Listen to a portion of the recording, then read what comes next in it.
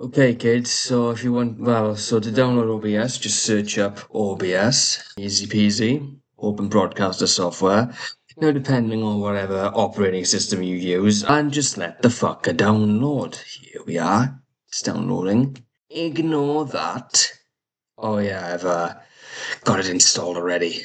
Come over to File Explorer, come over to Downloads, like that.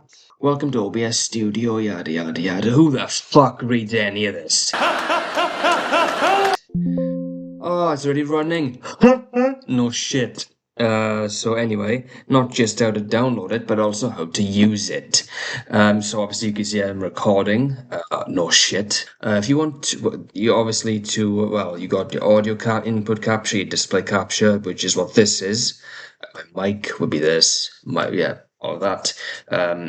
Good settings to use. I use an RTX 4050. So my laptop can afford to use an output scale resolution of 1080p.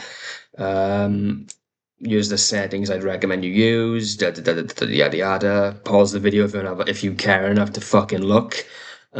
Streaming, unless you're a fucking streamer, don't look at it. I guess. Ignore all this. Ignore it. Yeah.